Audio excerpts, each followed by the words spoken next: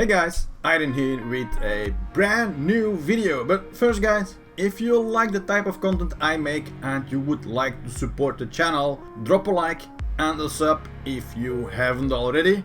It will make the channel grow and it saves me time to track you down and kill you, leaving me with more time to make content. So see, it's a win-win for both of us. Alright, let's get into it.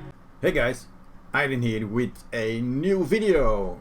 This time AP, damage reduction, evasion or evasion hybrid. What build should you run in the game? I'm going to try to keep this as short and to the point as possible, because I think you can go about this for a very long time. But what build should you be running is fairly easy. If you're not making 50 million silver an hour while you're grinding, you should focus first on an AP build, meaning that you should prioritize AP up to 261 with either Nuver or Kudum. Having said that, 261 Tet Nuver or 249 with Tet Kudum do roughly the same damage to mobs, but the first one has about 60 AP more damage against players. The difference is quite huge, but you're gonna take a hit into your DP. Now, I see a lot of people running around with Nuver to boost their paper AP, and it's cool to have like 240 plus AP on your character, but if that means you have 270 or 280 DP, you'll just be one shot to most people with high-end gear, regardless if they're using a Kudum. You're gonna die more. So, basically, if you ain't making 50 million an hour, this should be your build. 249 AP with Kudum or 261 AP with Nuver if you can attain an armor value of 290 to 300 DP at the very least. Now we get to the good part. Evasion builds. These are technically meme builds and can be used to support your group, but you will be trading heavy damage for more tankiness. Now evasion, forget that build unless you can reach 700 evasion. It really starts at Tet items, but really needs pen to become viable, because if you have around 700 evasion and your enemy has Tet bakes and an accuracy offhand, you'll be dead before you can say what the fuck. Anything around 600 or nearly 700 is a rubbish evasion build. Might work versus some noobs here and there who aren't level 60 and don't have boss gear, but yeah, you're gonna get fucked up most of the time. So what items do you need? Well, you need Tet Muskans, Tet Dim or Red Nose, Tet or Pen Heavy Helmet, try up to Cecil's and try Centaur's Belt, 2 Mana's Ruby Earrings and or 2 sealed ones if you have those, since they were removed from the game, which is a real shame because they were actually really good. And some classes have an evasion offhand that gives you around 220 230 combined evasion for your class. However, some classes don't have this. If you don't have it, get a Kudum instead. It has a little bit of evasion on there.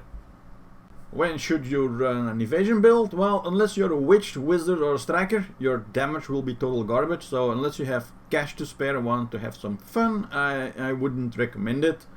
This build does get better with RBF gems, with if you have at least 200 to 210 AP. If you're gonna drop yourself to 150 AP to get like 700 evasion, it's not gonna be worth it.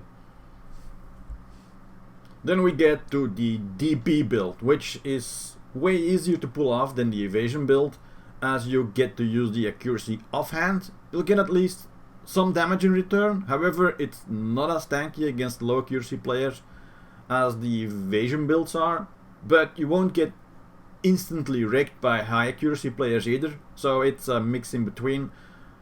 So unless you can pull off 800 plus evasion, get as much DR and DP as possible, but I would advise to stick to 200 to 210 AP at the very minimum for you to still be able to kill people while they cannot kill you fast enough. In my book, this is a decent 1 versus X build. People with soft cap DP are still gonna get hurt. Just don't expect to 1 or 2 shot most of the people. When should you run this build? Well, if you got a 60 plus level alt that you don't play, but used for nodes or do PvP related things with this build can be pulled off without requiring tits and pins. As you can use category rings to boost your DP, you will be aiming for 347 DP, as that gives you the maximum of 20% damage reduction and as much AP as you can possibly get. This build gets much better with RBF gems on top.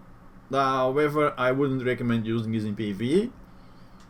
Well, at least the mobs probably won't be able to kill you from normal grinding areas. Still, you won't be pulling 50 million an hour, so going grinding with this are a pretty much waste of time. Alright, so the final last build is the hybrid build, which is only really usable by really rich and people with pen armors and weapons, as you still need to hit 7 evasion or 347 DP while trying to get 261 AP. You know where this is going, right? It's going to take tons of pins and tet accessories to actually pull this one off, and Capra stones, which we don't even have on PlayStation, and I don't even think Xbox has Capra stones at this point.